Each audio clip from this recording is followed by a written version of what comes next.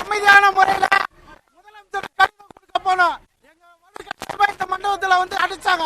லேடிஸ்னு பாரம்பரியம் பார்க்காம எல்லாம் அதிர்ச்சி வண்டியில ஏத்துறாங்க. இந்த நைட்ல 11:30 மணிக்கு நாங்க எங்க போறோம்? எங்க உயிருக்கு உத்தரவாதம் யாரு? இந்த தமிழ்நாடு அரசு தான். இங்க லேடிஸ் இவ்வளவு தூரம் வந்து கஷ்டப்படுறாங்க. எண்ணெய புடிச்சு அடிச்சு ஏத்துறாங்க. இவ்வளவு தூரம் வந்து நாங்க எங்க வேலை தான் நாங்க கேட்கிறோம். எங்க வேலையை தவிர நாங்க எதுவுமே கேட்கல. ஐயா தமிழக முதல்வர் எங்க வேலை திருப்பி கொடுங்க, எங்க பையன் நிரூபணம் கொடுங்கன்னு தான் நான் கேட்கிறோம். இத பாருங்க எவ்வளவு இப்போ ஒன்றல எல்லா லேடிஸ் தான் இருக்காங்க. அடிச்சுட்டு வண்டியில ஏத்துனதால ஃபுல்லா வயிறு ஃபுல்லா வந்து இது ஆயிட்டு இருக்கு. அந்த அச்சம் வந்து இப்போ கூட காலுக்கு தெரியுது. ஒரு அம்மா எழுச்சிக்க முடியல. கடந்த ஒரு 4-5 மாசமா வந்து எங்களுக்கு வேலையை விட்டுட்டு நிப்பாட்டிட்டாங்க. இது வந்து தமிழக மக்களுக்கு எல்லாருக்குமே தெரியும். மீடியா துறையிலும் எங்களுக்கு நிறைய சப்போர்ட் பண்ணாங்க. நிறைய பேருக்கு தெரிஞ்சிருந்த விஷயம் தான் இது. இன்னைக்கு வந்து என்னன்னா முதலமைச்சர் அவர்கள் வந்து ஒரு அறிக்கை ஒன்று கொடுத்திருந்தார். என்னன்னா நீங்க எப்போ வேணாலும் எங்களுக்கு வந்து மனு கொடுக்கலாம், எங்களை வந்து பார்க்கலாம் என்ற மாதிரி ஒரு இது சொல்லியிருந்தாரு. அதை நாங்கள் இது பண்ணிட்டு நாங்கள் போய் தலைமைச் செயலகத்துக்கு போயிட்டு எல்லாரும் தூய்மை பணியாளர்களாக போனோமே. நாங்கள் அங்கே போனால் இந்த காவல்துறை யாரும் எங்களை ஒடுக்கப்பட்டு எங்களை கண்டாலே என்னவோ தீண்டத்தகாதவர்கள் மாரி நினைக்கிறாங்க. அவங்க என்ன எங்களை தூய்மை பணியாளரா உடனே பிடி வண்டியை பிடி இன்ட்டு அடித்து உடைச்சி அங்கேருந்து தூக்கிட்டு வந்து இந்த மாதிரி சத்தர்த்தங்களில் போட்டு அடைக்கிறாங்க. எங்களை அடைச்சிட்டு எங்களுக்கு தண்ணி இல்லை இது இல்லாமல் கொஞ்ச நேரத்துக்கு முன்னாடி பார்த்தீங்கன்னா லைட்டு கீட்டு ஃபேனு கீட்டு எல்லாத்தையும் ஆஃப் பண்ணிட்டாங்க. ஆஃப் பண்ணிட்டு வெளியே போங்கன்றாங்க. எங்களை எதுக்கு கூப்பிட்டு வராங்க, எதுக்கு இங்கே வைக்கிறாங்க, எதுக்கு போகிறான்ற அவங்களுக்கும் தெரிய மாட்டேங்குது, எங்களுக்கும் தெரிய மாட்டேங்குது. நாங்கள் என்ன கேட்குறோன்னா ஒற்றை கோரிக்கை தான். எங்கள் கோரிக்கை என்னென்னா எங்கள் பழையபடி வேலையை எங்களுக்கு கொடுங்க. இது வந்து போன வாட்டி அரெஸ்ட் ஆகி நாங்கள் வந்து இதே மாதிரி மண்டபத்தில் இருக்கும் போது இந்த மாதிரி தான் நாங்கள் போக மாட்டோம்னு சொல்லும் போது என்ன சொன்னாங்கன்னா ஐஏஎஸ் கார்த்திகேயன் அவர்களும் இந்த நம்ம கமிஷனர் குமரகுருபரன் அவர்களும் என்ன சொன்னாங்கன்னா நாங்கள் சிஎம்கிட்ட பேசி உங்களுக்கு அப்பாயின்மெண்ட் நாங்கள் வாங்கி தரோம், நீங்கள் இப்போ வெளியே போங்கன்னு சொல்லிட்டு ஒரு பேச்சுவார்த்தைக்கு நாங்கள் ரெடி பண்ணுறோன்னு சொன்னாங்க. அதை நம்பி நாங்கள் சரி ஒரு அதிகாரிங்க சொல்லும் போது நம்ம வந்து அதை கேட்டுக்கணுன்ற ஒரு இதில் நாங்கள் வெளியே வந்துட்டோம். அது கடந்து ஒரு வாரத்துக்கு மேலே ஆகுது. நாங்கள் அந்த பேச்சுவார்த்தை இதுவரையும் அந்த பேச்சுவார்த்தை பற்றி எதுவுமே பேச மாட்டேன்றாங்க. முதலமைச்சர் இதில் நேரடியாக தலையிட்டு ஏன்னா சட்ட ஒழுங்கு உங்கள் கையில் தான் இருக்குது, காவல்துறை உங்கள் கையில் தான் இருக்குது, எங்களை வந்து ஒடுக்குறாங்க, பயங்கரமாக வந்து எங்களை துன்புறுத்துறாங்க, எங்களால் முடியலை. இன்னைக்கு பார்த்தீங்கன்னா இவங்களுக்கு மயக்கம் வந்து அந்த உள்ள சத்திரத்தில் 300 பேர்கிட்ட போட்டு அடைச்சி வச்சுக்கிறதுல மயக்கம் வந்து கீழே விழுந்துட்டாங்க. அவங்கள பக்கத்தில் இருக்கிற இந்த ஹாஸ்பிட்டலுக்கு இட்டுன்னு போனாங்க. ஹாஸ்பிட்டலுக்கு இட்டுன்னு போயிட்டு ரிட்டர்ன் இட்டுன்னு வரும்போது உங்களை உள்ளே விட மாட்டான்றாங்க. ஏங்க நாங்கள் தூய்மைக்குள்ள இருந்தாங்க, நீங்கள் தானே அரெஸ்ட் பண்ணி எடுத்து வச்சிங்கன்னா இல்லை நீங்கள் ஒன் டைம் வெளியே போயிட்டீங்கன்னா அவ்வளோதான், நீங்கள் போயிடுங்கன்னு சொல்லிட்டு அமுச்சு விட்டுறாங்க. இவ்வளோ நேரம் ஆகும். எங்கள் ஆளுங்களுக்கு சாப்பாடு இல்லாமல் எதுவுமே தண்ணி இல்லாமல் ரொம்ப கஷ்டப்பட்டுட்டு நாங்கள் வாங்கிட்டு போய் கொடுத்தா கூட சரி நீங்கள் கொடுக்கக்கூடாதுன்றாங்க. அது என்னன்னே தெரியல எங்களுக்கு. நாங்கள் அட்லீஸ்ட் ஒரு மனு தான், ஜனநாயக நாடு தான் இது.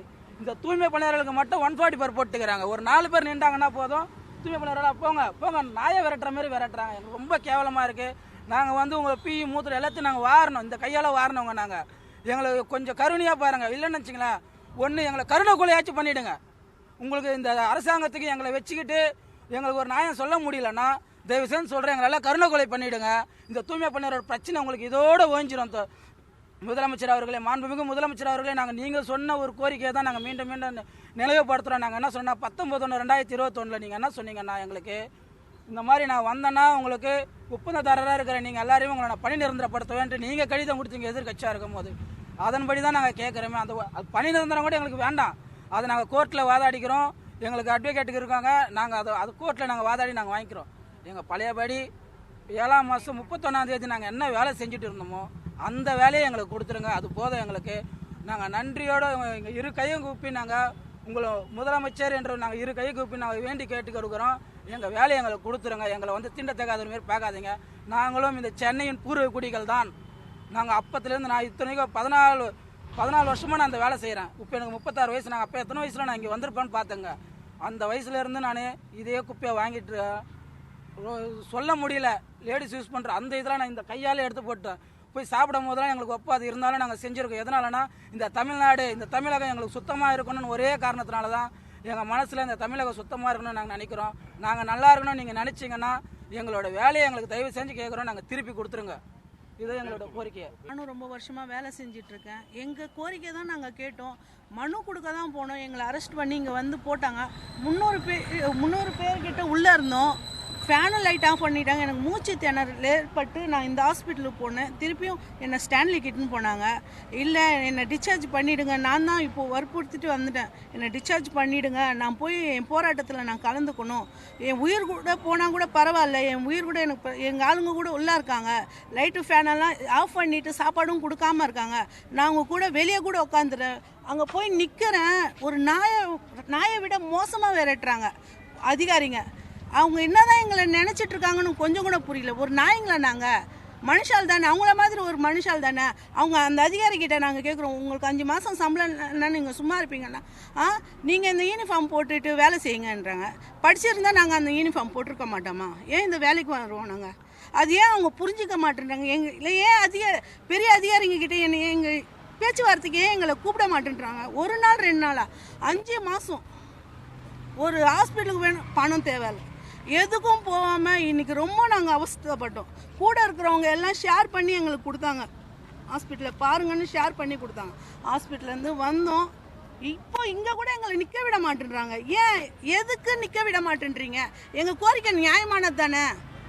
நாங்கள் என்ன கொள்ளையடிச்சிட்டா வந்திருக்கோம்? எங்களை அரெஸ்ட் பண்ணியிருக்கீங்க, கொள்ளையடிக்கல. எங்கள் நியாயமான கோரிக்கையை நிறைவேற்றுங்க. முதலமைச்சர் ஐயா, எங்கள் கோரிக்கையை நீங்கள் நிறைவேற்றுவீங்கன்னு நாங்கள் நம்பிக்கையோடு இருக்கிறோம்.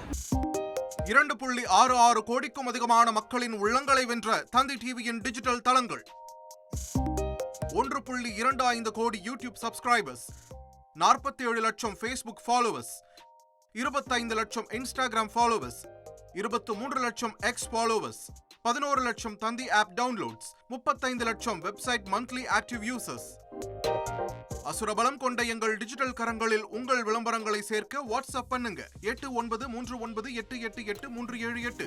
Email advt@dttv.in.